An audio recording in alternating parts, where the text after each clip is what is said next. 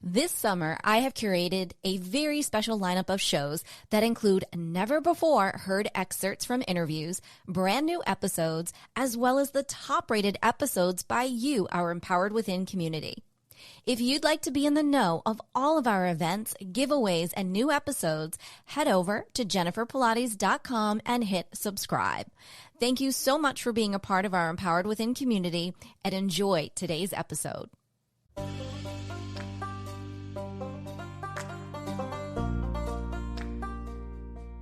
Welcome to Empowered Within, a soul-quenching, transformational podcast that will set your soul on fire. Through candid and inspiring conversations, leading experts, celebrities, healers, and I share our journeys of how we've overcome challenges to living an empowered life from within. I'm your host, Jennifer Pilates. Welcome to another episode of Empowered Within.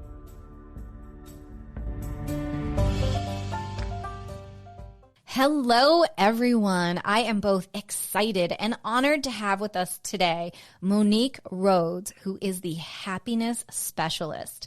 Her life and career have been built on audacity and courage. She turned her life around from being a suicidal 19-year-old to living what can only be described as an extraordinary life.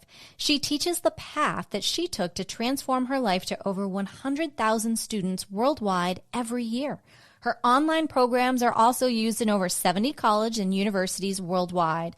Monique has lived in the slums of India and the castles of Switzerland and hails from one of the most magical countries in the world, New Zealand. Welcome to the show, Monique.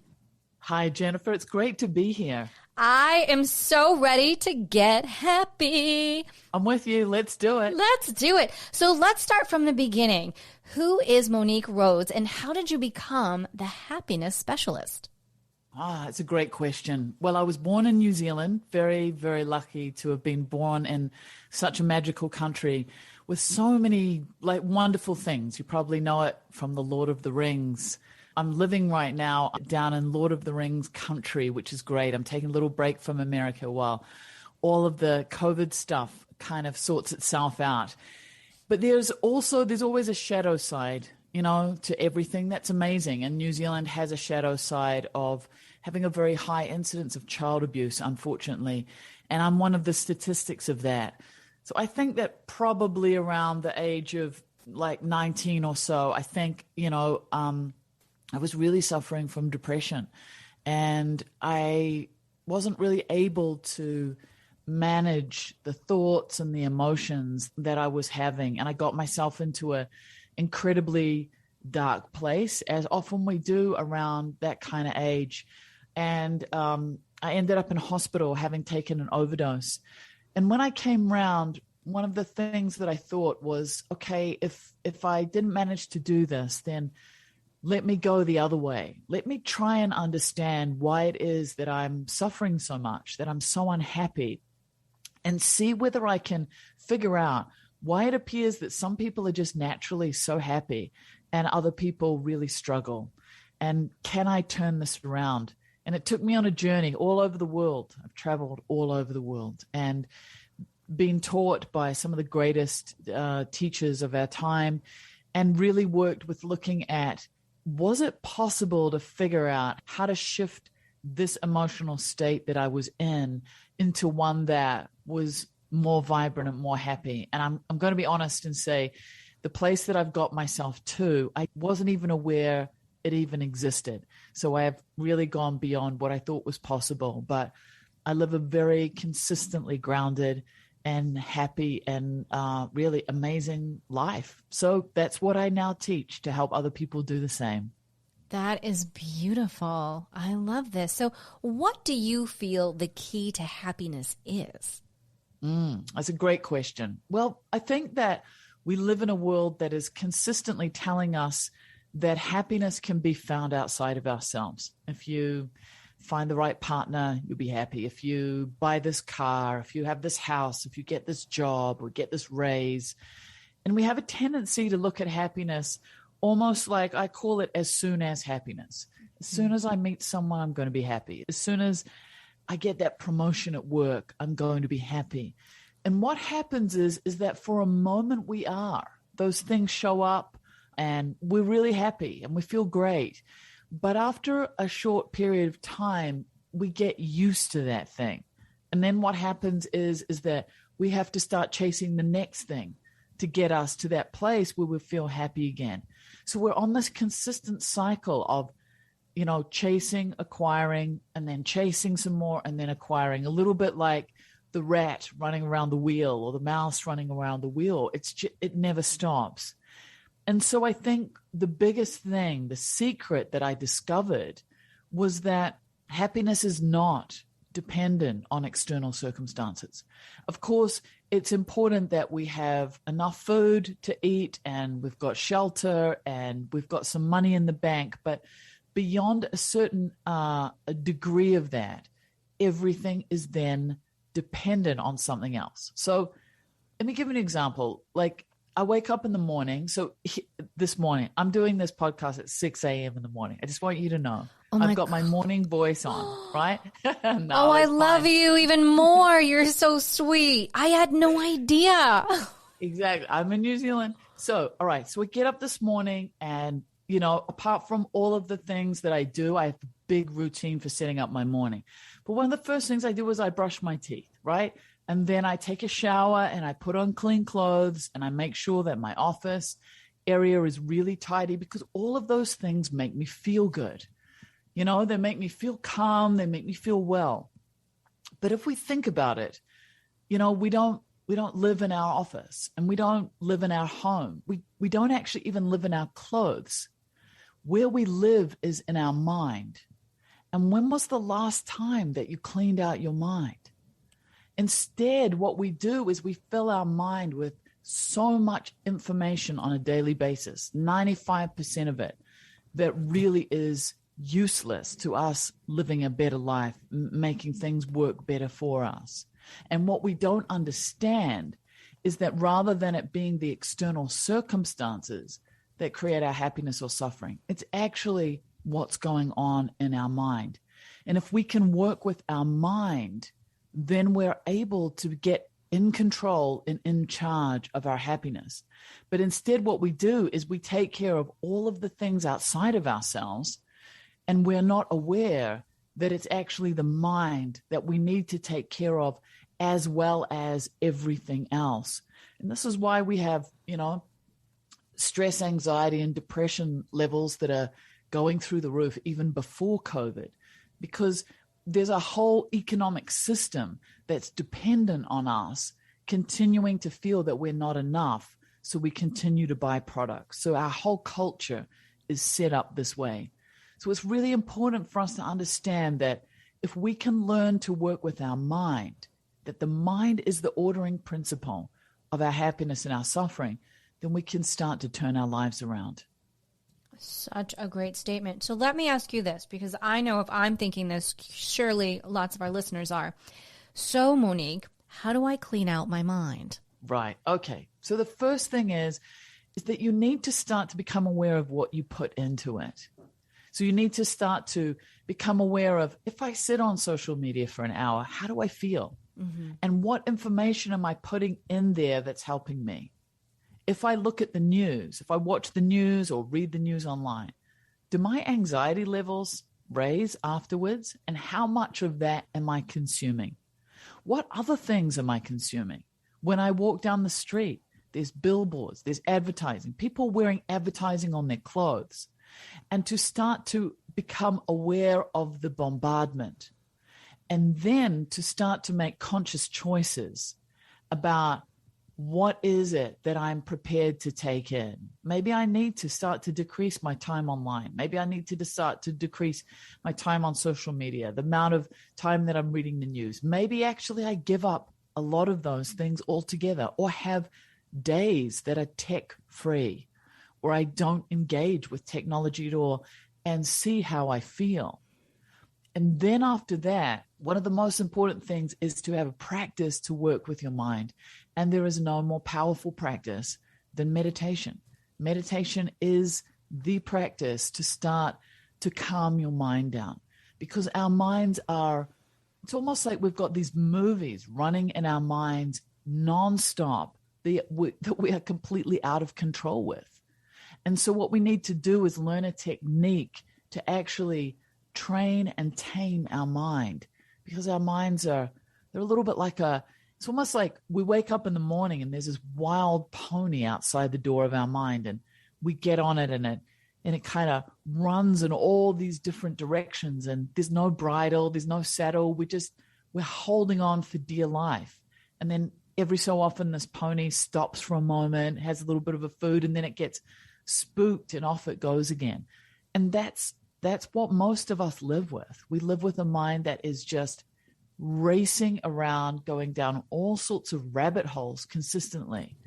But if you can learn to work with your mind and tame it and calm it and train it, it's much more like waking up in the morning. There's a beautiful champion Western horse sitting outside, and you get on it, and there's a bridle and a saddle, and you're in charge of where it goes. You're in charge of it rather than it being in charge of you. And that is why meditation is so powerful, because that's what it teaches. It teaches to calm that mind that is consistently talking to you in your head all day long. It helps you to learn to work with it. And for me, meditation became a superpower. It was the one technique that was the most powerful of everything that I teach. And how do you teach meditation? What does meditation mean to you? Great question. So sometimes we think that meditation is listening to guided relaxation kind of tracks where we go off into a magical place and we feel safe and well. Those are I call them more relaxation techniques. Meditation, as I was taught it, is teaching you how to come back to the present moment. So right now, even as you're listening to me right now, your mind is consistently dancing off into two places that are not the present moment.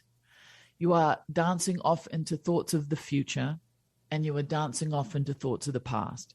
Your mind is planning or imagining what's about to happen, and you're also remembering things that have happened. You might be thinking about what you're going to have for dinner tonight or what's going to happen later today. And this is how our mind works. But the reality is, when we think about it, the past is over. Not only does it not exist anymore, but we have a very kind of slanted view of what actually happened. So on some level, the past is an imaginary thing where we have these memories that are based on what our mind processed and what was important to us. And the future has not arrived yet. So the future is just an imagining. And when we look at the stats around it, 85% of the things that we worry about don't even happen. So we're consistently living in an imaginary future that is also not real. And the only moment that's actually real is the present moment, this moment that you and I are in right now. And so what happens is that our mind also gets exhausted by these thoughts of the past and this planning for the future, and this worrying about the future, anxiety about the future, as it often presents itself as. And if I can teach you how to be more in the present moment, even for 10 minutes a day, if I can get a little bit of you for 10 minutes a day into the habit of practicing being in the present moment, then what happens is that when you go out into the world and you're having a conversation, you suddenly realize that you're actually listening. You're there. Or you're writing an email. You realize, oh, I'm not off in 100 other places while I'm trying to write this email. Because that is what exhausts the mind. The mind is exhausted by running off into all these other places. So I teach you to slowly but surely expand the amount of time that you're able to stay in the present moment, so that actually it creates an unbelievable relief for your mind, which is exhausted by all the places that it goes to. And that is what I believe meditation is, teaching you to be here in the only moment that actually exists, which is right now. I agree with you. I totally do. Meditation is so important. Now, how do you practice meditation? How is it that you've practiced over the years? Yeah. Well, I think the most important thing for me is consistency. Mm-hmm. If possible, to try and make it a daily practice. As you start, you will see that your meditation is such a support to your day that when people do my program, the 10-minute mind, they often say to me, the days that I don't do it, I really see a difference in myself. So the first thing I would say is consistency. And then it's finding a teacher, ideally. I think it's really important when you're first learning, or even if you've practiced for a long time, to have a technique, to find someone that you relate to, that you like the sound of their voice. It's really important. And we all respond to different people differently. And to find someone that has a program, ideally that has a daily practice, and follow their program. The way that I teach it is I teach you to look at your body and see where stress and anxiety is lying in your body. Most people are not aware of what's going on in their body. And then in the next part of my daily practice, we work with the mind, and we start to work with managing your thoughts and emotions as they arise. And then the third thing that I do is I teach you how to integrate your practice into your daily life. So we look at a quality in you, and we reflect on that quality, and we use that to reflect on for the rest of the day. So let's say, for example, the theme of the day is patience. So you look at how patience arises in you. And then for the rest of the day, every time something stresses you out, patience is the thing that you'll focus on. And you start to recognize how you already hold these qualities. Because I think that we live in a world where sometimes meditation is seen as a way to learn to focus more. And it is, but it's also a practice in getting to know yourself. And one of the most important things is that we're really in a world that is constantly telling us that we're not enough, and giving us all sorts of messaging all the time about, how we need to be more.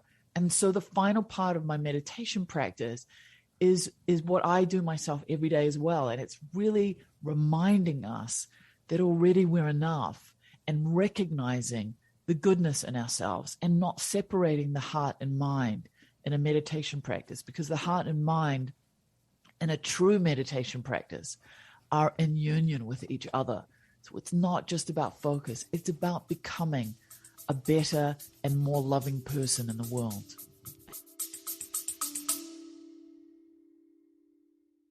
Hi, I'm Kate from the Truth About Aging podcast, a podcast where we discuss how to navigate aging where no topic is off limits. We explore how to support a loved one to die at home, how to access a home care package, how to support someone living with dementia, how to find meaning and purpose as you age, and my favourite episodes of all, checking in with my very own grandma. This podcast isn't just for the elderly. If you have a parent, grandparent, friend, or beautiful elderly neighbour down the street who you wish to support, we have the tools to help you do so. Download our latest app on Apple Podcast, Spotify, or check out our website, thetruthaboutaging.com.au. I agree with you. It's so important. And I start my day every day with a 10-minute meditation, and it sets me up for a grounded day. Absolutely. It's a game changer. It's a game changer. That's for me to prepare myself. And like you're saying, to get into my body, to my heart, my soul, and to ground, to move forward. And like I was saying, on some lucky days, then I have a midday meditation that I do as well, whereas I just release and allow my body to flow and let it go. I feel over the years, and I'm wondering if you agree with this, that society has really believed multitasking. How much can you do at one time? And I have found over the years that it actually is worse for you and can deteriorate your brain. Whereas I've really been focusing on, like you're saying, being present and doing one thing and then moving on to the next. And I feel I'm much more productive than when I'm trying to do 4 things at one time. Definitely. I mean, the whole multitasking thing, unfortunately, has been debunked. It doesn't work. We're led to believe that it does, but it doesn't. And what happens is there's a statistic that says that every time that you move from one task to the next, it takes 15 minutes for your brain to settle into the new task. So you think about that. You go from one thing to the next. not only is your brain like constantly like, whoa, I'm trying to do this, now I'm trying to do that. You can never do one thing thoroughly and well. And it also exhausts your brain because your brain is consistently trying to adjust to the next thing. So I'm with you, Jennifer. I'm a big proponent of you do one thing, you complete it, then you go on to the next thing. I agree. And hopefully there's a lot of our listeners out there right now who we just gave them permission to breathe and do one thing today and do it great and be okay with it and be present in that moment. And it's a game changer. So I want to hear about something. In the past years, it seems everyone has been obsessed with becoming Insta famous and Insta like. And you have a great theory as to why wealth, fame, and power won't make you happy. And I'd love to share that with our listeners. Great. Okay. Why won't they make you happy? Because, well, the problem is that if wealth, fame, and power really did make you happy, then all the people who were wealthy, famous, and powerful would be happy. A couple of years ago, I went to Vegas, not a place I would usually go to, but I went for one reason. I wanted to go and see Lady Gaga perform live. And she was doing this kind of acoustic big band show, just incredible, amazing. So we think about someone like Lady Gaga. She's really wealthy. She's really powerful. She's really famous. And one of the things that struck me at her show was that she spoke about the level of sadness and disconnection that was in her. And it was so painful to hear how lonely she was and how difficult life was for her. And it was such a great reminder that all of those things that we're led to believe will make us happy actually don't. In fact, there was a documentary made some years ago by a couple of Australian guys, and they decided to travel around the world and see if they could find the happiest community in the world. They found the happiest community in the world, drum roll, in a slum in Mumbai. And so this really raises the question again of all of the things we're led to believe will make us happy. We think that if we're powerful, we'll have a level of comfort, that we'll be able to get people to do what we want. We think that if we're wealthy, we'll have, comforts that will make our life easier. But we look at the amount of people, celebrities, wealthy people who end up, taking their own lives or becoming drug addicts or alcoholics or really, really suffering from mental illness problems that are not genetic. Like there are things that have developed from lifestyle. And so I think that gives us a really clear indication that wealth and fame and money are not things that are going to make us happy. I would agree with you. I think it's health, your family, who you surround yourself with, and what you can appreciate every day that truly brings that wealth and abundance to your life. Yeah, I think that I think that we live in an interesting society where we don't really look deeply at what wealth and success really are. I think that there's a real imbalance in the way that we are at this particular point in history as human beings, where we've mastered the external world on so many levels. And when I say mastered it, obviously we've got a massive problem with climate change, but I'm talking more about the ability to create things is just phenomenal. And the imbalance is that we have not mastered our internal world at all. And I think that's where the problem lies. I agree 100% with you. It seems that I would say maybe the last 10 to 12 years, our society, our world has become very jaded with what we used to appreciate and what was important and what we looked up to versus what it has turned into, which is, instead of looking up to like the Dalai Lama, which I of course still look up to, but, people are looking up to celebrities and reality stars and sports people, things, again, like you're saying, things really have gotten out of balance. And I do feel like with everything that is going on worldwide, we are in this snow globe that is really being shook. And hopefully things fall into a better alignment for all of us so that we can raise the vibration of our world and become like the community in Mumbai and, really appreciate that the sun is shining today and how beautiful the grass is green because it rained last night. And those little things that I can remember appreciating as a child, now it's like, oh, you just take that for granted. Yeah, but it's really interesting that you say, I feel this has changed in the last 10 to 12 years, because I want to point out that the iPhone was invented in 2007. So I think that for most of us, we've seen a real shift since we have taken these devices into becoming an extension of our own bodies. And I think that the invention of the iPhone, even though the technology on so many levels is super helpful for us, and the internet creates such an ability for us to connect and do things like this podcast right now. At the same time, our lack of mental and emotional maturity to be able to regulate ourselves, as well as big tech companies setting things up so that, we don't have a chance of not being addicted to these things, makes it really, really hard for us to have a healthy relationship with something that should be working for us instead of us working for it. I agree with you 100%. I was just talking with someone the other day and I said, remember the days where you would go and do your work on your computer and then you would walk away?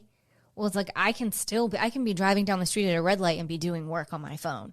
And that's not okay. And I recognized that the other day. I'm like, remember when you would drive down the street and you stop at a red light and someone actually waved? You know what I mean? Yeah. Like someone would smile. I can remember years ago, guys would try to hit on you at a red light. People don't even know if you're in a car next to them in a red light nowadays. It's wild. It's wild. I have very strict boundaries around all of this, not only with myself, but also with my staff. So my staff are not allowed to communicate or open emails unless there's something really urgent going on outside of their working hours. They're not allowed to engage with work at all. And it's the same for me. Unless there's something urgent, I don't have email on my phone. So for me, work is in my office, at my computer. And if there's something really urgent going down, we have a series of kind of urgent ways to communicate. That very rarely happens. It happens every so often, but it doesn't happen very often. And I'm a real believer in that separation, because the bleed of work life into our personal life is so problematic. It's so problematic and it's so unhealthy. In fact, I'm working towards a four-day working week. That's what I'm working towards. I want to have a 4-day working week for myself and my staff in the next couple of years, because I think that the amount of time that we put into work rather than living is really, really, really problematic. And, I'm a real believer. If everyone's doing something and there's a result happening, you have to go in a different direction, as you and I have kind of talked about. And what I'm seeing at the moment is that, the World Health Organization said pre-COVID that by 2030, depression was going to be the biggest health problem worldwide, surpassing obesity. And here we are with COVID ramping that up. So we have to look, if this is going so wrong, we have to look as a culture, as a world, as a country even, what is it that we're doing wrong? Because clearly we're doing something so problematic that the stress, anxiety, and depression levels have skyrocketed since the 1980s. In the 1980s, only 4% of people reported anxiety. And now we're up to about 80%. People are suffering so massively. And we have to look, what's changed? Well, we're on all day. We sit down to have a relaxing meal with people we love, and people's phones are pinging and people are on their phones. And it's anxiety creating to always feel as though you're on and you can't just switch off and be there.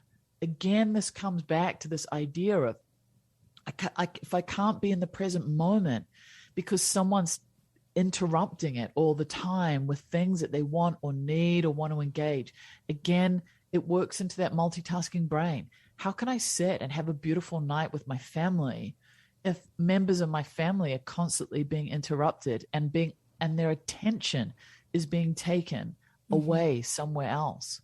It's problematic, and we suffer from it, and we don't realize it because everyone does it. So we think it's okay. Right. You really have my mind going right now. I wish I could have popped up the computer. I wanted to think back to the dates that you gave when certain social media platforms came about, should we say like Facebook and Instagram. Right. You know, if we go back to the day, and of course there was MySpace, there's plenty of other things first, but those are the two predominant, obviously, that are going on in our world right now, and Twitter. And then I was thinking, okay, when's the last time you saw someone hold a camera? You don't, right? They've made this phone so that even if you're traveling, you're going to use this phone because it's such an amazing camera in it. Well, your texts are coming, you're on vacation, right? And everything is still coming through on there. And I remember times I've been out with family and I will put my phone on, I think it's airplane mode, that I can still use the camera, but I cannot get anything coming through. There is no information coming through to be able to, like you're saying, know and learn and teach yourself how to shut things down. I love that you don't have email on your phone. Now, do you have any social media on your phone? No. Yes, see, I love that. Don't. And now how smart is social media that there are certain platforms that the only way you can interact is if you're on your phone? For sure. I don't go there. So give me an example of a platform. Well, Instagram, the new Clubhouse. Yeah. I mean, I don't do them. I can't do it. Yeah. I have a consistent problem with my sister who is like, please put Snapchat on your phone. You're missing out on all the kids and what they're doing. And the thought of having another thing coming at me is, I just can't do it. Like, I know that I get overwhelmed by these things. So I'm going to admit that I don't use Instagram. We use Instagram for my business, but it all runs through an online app. So I don't have Instagram on my phone. I don't have Facebook on my phone. I don't have email. I don't have Twitter. None of it, because my mental health is more important than anything else. And that's just the truth. I want to be happy. And I'm not saying that we need to reject technology altogether at all. Right. I use my phone for podcasts. I use my phone for when I'm driving in the car for Spotify. I use my phone for GPS. I love it. But when I go away, I'm like that. When I go away, airplane mode, I'm really conscious about it. I'm making conscious choices about when you can get hold of me and when you can't, because I don't want to be on call for you 24/7. Right. And I have a system set up on my phone, which you can do on your phone, where I have a do not disturb, and it starts at 7:00 at night and it goes through till 7:00 the next morning. I get up at 5 every morning. So in those hours, no messages can come into me at all, so that I'm in control of it. From 7:00 at night, if you've not spoken to me during the day, you're not going to get me. And after 7:00 in the morning, when I start work, my working day starts at 7 a.m., then you can get hold of me. And I'm taking charge. I'm taking control of it. Why should the phone companies have control of my engagement?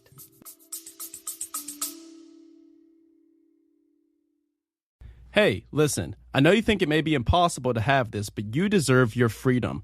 The ability to do what you want, when you want, with who you want, every single day. If that got your attention, then I just may be the voice for your next podcast binging experience. Hi, my name is Brian Lubin, and I am the host of the Action Academy podcast. I was able to hit financial independence and retire from corporate America for good at the age of 27.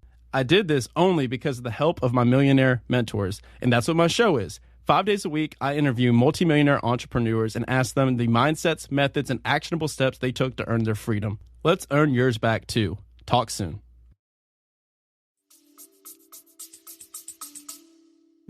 I think that's an excellent point. And to that, it just does it. It does it without me even being aware of it. I love that. I love the concept. I think I'm going to change it. Honestly, you've inspired me. I'm going to take my email off my phone, the social media. My goal personally, I have everything running through my community on my website, which means so much to me to have everybody there on a more personal aspect anyways. You've given some incredible tips, and I mentioned something. I read, just shifting a little bit because I find this so intriguing about you. I read that one time you were living out of a bag, traveling the world for 13 years. And for almost 4 years, you were even riding a motorcycle through India alone. Today's podcast is sponsored by JP Active Athleisure Wear, Pilates and yoga-inspired apparel that combines style and versatility. JP Collections take you from the studio to the street, looking and feeling your greatest. With sizes ranging from 0 to 24, there is something for every beautiful shape and size. Discount promo codes will be available in today's show notes. What was your biggest aha moment during that adventure, and what started that adventure for you? That's a great question. I started the adventure because I burnt myself out. I'd done a big project, a big philanthropic charity project in New Zealand. I created an album with some of the best known names in New Zealand in music. I did a big charity album that went platinum. It was amazing, raising funds for helping with child abuse here in New Zealand, and it was incredible. And I ended up just being burnt out. So I decided that I was going to disappear. So I went to India, and I was always curious about India. And I decided that I was going to go. I was only planning to go for a short period of time, but I fell in love with India, and on it went for 4 years. And I go back to India regularly. Just before COVID, I'd just been back to India as well. So I love India. The biggest aha moment that I had, I bought a Royal Enfield motorcycle and put all my gear on the back of the bike and rode all around India. I was right in the most southern part of India, all the way up to the most northern part of India, right up in the Himalayas. In fact, if you go to my website, the10minutemind.com, you'll find a photo of me where it might even be on MoniqueRhodes.com of me at the top of the highest motorable road in the world. It was amazing. And it was incredible. What was the biggest thing that I learned? Well, I did lots and lots of stuff over there. I had an amazing time, but it was a mixture of lots of connection. And twice I went into closed retreat where I was up in the Himalayas in a room by myself for 2 weeks, in a room by myself with nothing, no distraction, nothing. Someone would come to my door and put food outside of my door. And it was a time for me to deeply practice working with my mind. And what I discovered all through that trip, all through that time, was literally wherever I go, there I am. That was the truth. And it didn't matter where I went. The things that were still wonderful about me would come, and the things that were problematic in me would come, and they would show up endlessly, no matter what, the best parts of me and the parts of me that I needed to work on. And it gave me a deep motivation to continue to work with my mind and work with the bits and pieces that I needed and continue to do to work with. And it made me see that there was no ability to get away from yourself. So the most important thing that you could do is really work with yourself. How challenging was that to be alone in a room? So you did this 2 separate times for 2 weeks. Yes. It's interesting. Of course, it was challenging. There's no question about it. I'm not going to pretend it's not. But I've been studying meditation for 20 years, so I knew what I was doing. Okay. I was prepared for it. It was challenging on some levels because you get to a point where you're like, all right, I'm ready. I'm ready to go. And of course, things come up in yourself. You think of things that you've not thought about for years and that kind of thing. So thoughts come up, emotions come up. But I think the most incredible thing about it was the slowing down each time.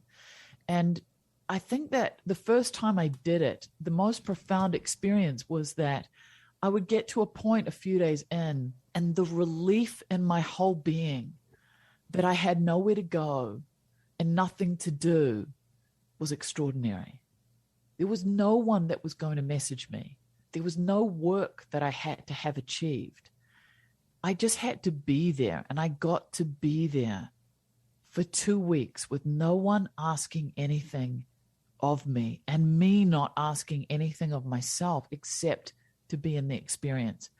It's almost like, as I tell you this, my hand goes to my solar plexus because I feel like there was a deep relief in my whole being that I'd never experienced in my life. And I think that we live in a world, particularly now, where maybe when I was a kid, you know, we would go on school holidays and it felt really fun. It was really fun because you got a break, but your parents still wanted you to do things and there were still obligations. But it felt a little bit like that, but like 10 times that. And I don't think that, you know, we really give ourselves permission for that. I have a client of mine who's a CEO of a company, and she's just a powerhouse. And one of the things that I'm getting her to work on at the moment is once a month to take a day, a Sunday she does it on, where she doesn't plan anything. And it's so challenging for her and also profoundly powerful for her to do, to take a day. I'm going to take a day. And I do that with myself very regularly. You know, like this Sunday is coming up soon. I've got nothing planned. I'm just going to take the Sunday. I might wake up and I might read a book all day. I might go out walking. I might take my bike out and ride. I might go skiing. We're in Windsor here at the moment. But I have no plan. And I don't think we allow ourselves that. We think that we have to keep going and be on into a point where it's so addictive, we don't know how not to be doing that. And actually all we're really doing is running from ourselves. Right. I know over the years it's become this thing of, and I caught myself the other day of going through what I had done that day. Well, I was productive today. I did da-da-da-da-da-da. And I was like, but it's not about being productive. It's about living and enjoying your day. And yes, getting done what you need to get done, but you don't have to be productive every moment to be fulfilled. And you don't have to be productive every moment to be enough. Because I think that's the fear. If I'm not busy, if I'm not working hard, I'm not going to be enough. And I think the fear of not being enough is a massive driver. Not being enough, not having enough is a massive driver in our world. I have to seem busy because people will think I'm lazy. Right. I can't take the day off. What do you mean you're telling me to take the day off and have nothing planned? Because we're caught in a cycle of production, and the cycle of production is powerful for businesses and companies to keep us consuming and keep us working for them, which is why, you know, hopefully my team love working for me, because it's not something that I want them to be doing. And I also understand that I'm going to get the best results out of my team if they're rested and they're living and they take holidays and they have a life. And that's the reality.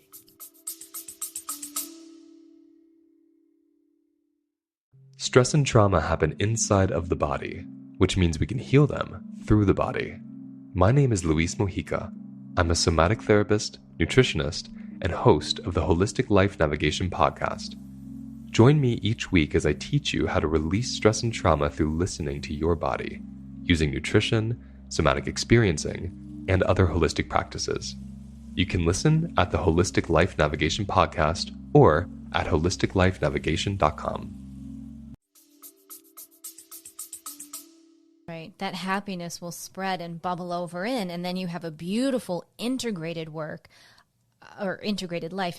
of work and life.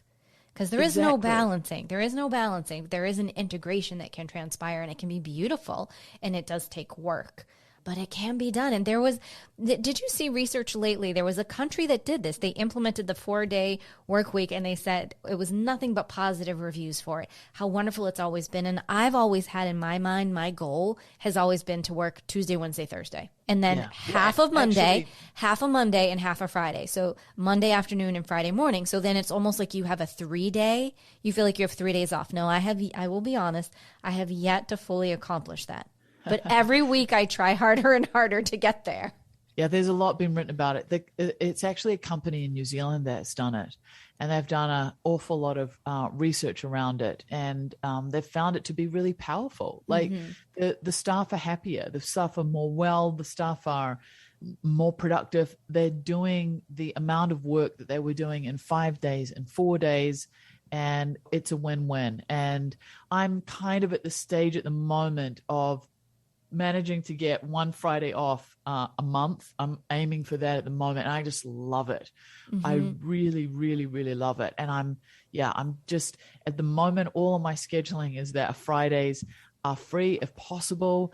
And I've got no meetings or anything. So if I have the ability to take it off, I will. And I'm in the beginning stages of moving towards it.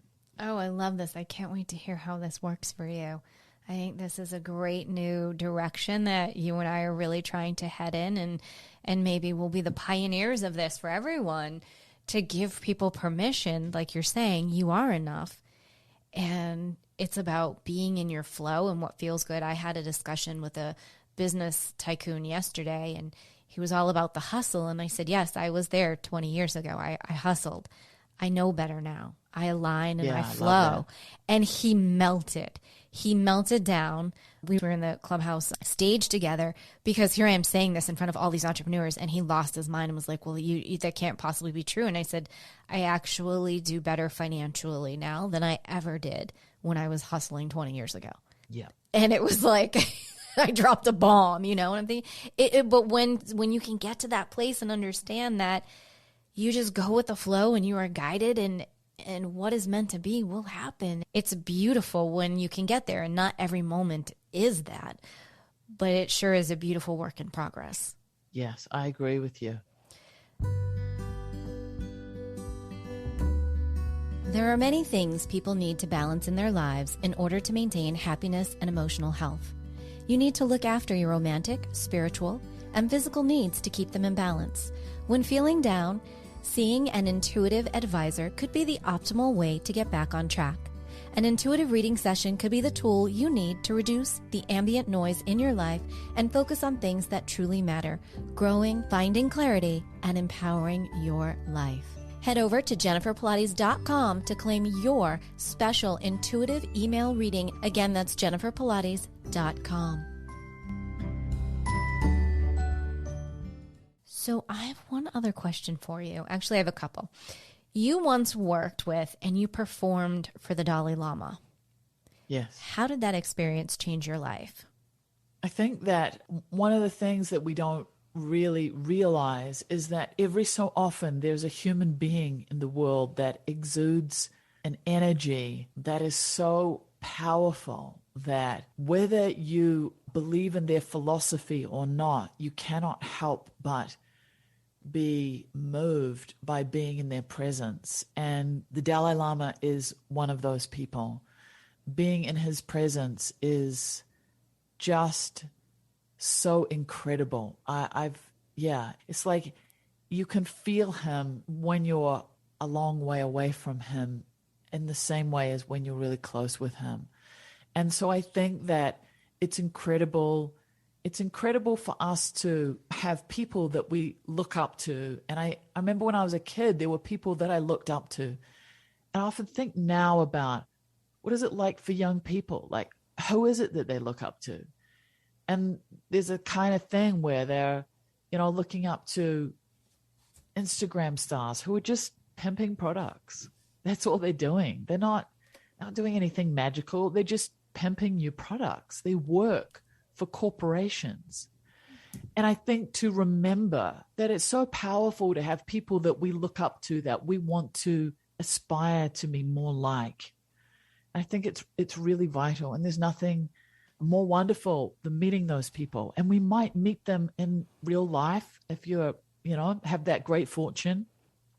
But you also might meet these people through books and podcasts and their teachings or whatever it is. But I think it's important for us to have people who are more evolved than we are, that we aspire to, so that we can learn and we can grow.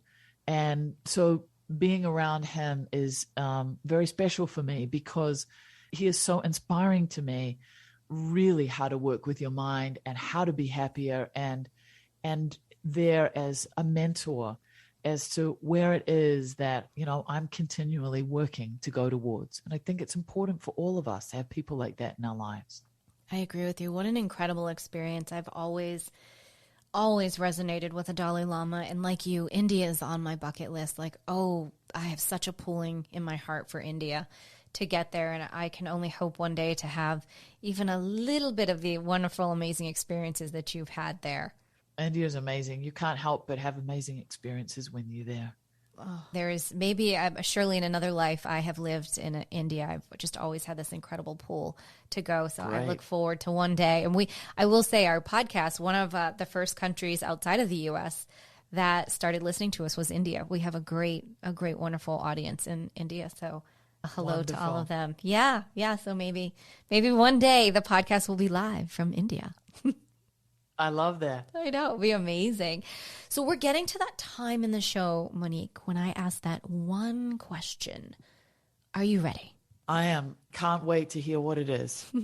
What is one thing that no one knows about Monique Rhodes? Oh, that's a hard one that no one knows.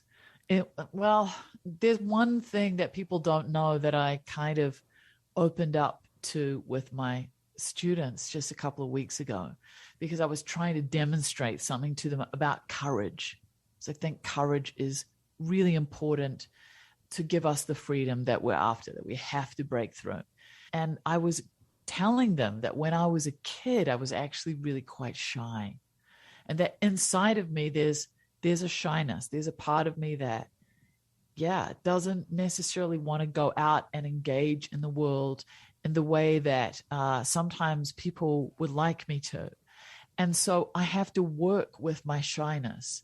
So again, it's about shifting things into a habit to overcome with courage whatever it is that's holding you back. And I'm not saying that shyness is a bad thing. I think that with the kind of things that I've done with my life, being shy became a little bit problematic. So I had to learn how to build that confidence in myself. So I was able to do, all the things that I've done in my life, and at the same time, be able to do the work that I do now. So I think, being a little bit shy is one of the things most people aren't aware. You would never know. We have that in common. No one knows that I'm actually very, very shy.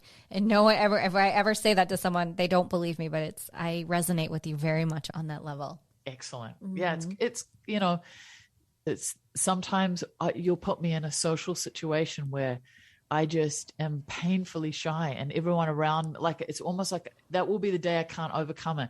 And everyone around me will be in shock. They'll be like, what is wrong? What is wrong? And they don't realize that it's probably more my natural state.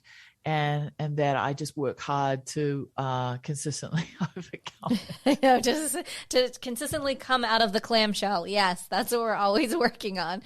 I'm with you. I'm empathic. So a lot of times I just sit back and I take the room in and I'm watching, and people will think either I'm a snob or, like you're saying, they'll be like, well, what's wrong with you? Is something wrong? Yeah.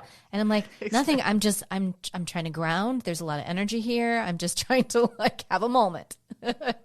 Yeah, I'm with you. Yo. Oh, Monique, this has been such an honor. Thank you so much for your time. You're so generous. Please let our listeners know, where can they connect and find out more about you?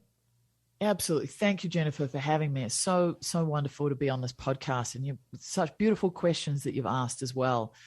So the best way to get in touch and find out is just to come to my website, Monique Rhodes, RHODES.com, and check it out. There's lots of things in there. There's juicy stuff. Sign up to my newsletter. Come and listen to my daily podcast.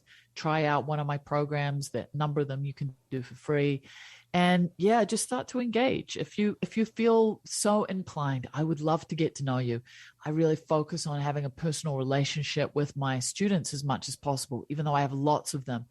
There are just so many of them that I know really, really well. So if you come into my world, I try to do everything to make it possible for you to have a relationship with me. And that's a wonderful part of it. So please come. You can ask me questions. I'll podcast about it. Whatever it is you like, I'd love to see you there. Oh, that's wonderful. Thank you again, Monique, for being on the show, for sharing your incredible journey and your happiness insights. I, for one, am much happier now than I was earlier today. I love that. Thank you, Jennifer. You're so welcome. Well, as we say, until next time.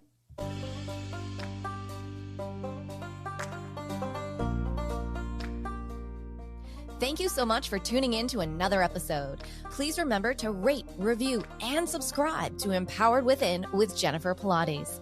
Your feedback is important. It helps me to connect with you and gives me insight into who you are and what you're enjoying about the show. For today's show notes and discount codes from today's sponsors, head over to jenniferpilates.com.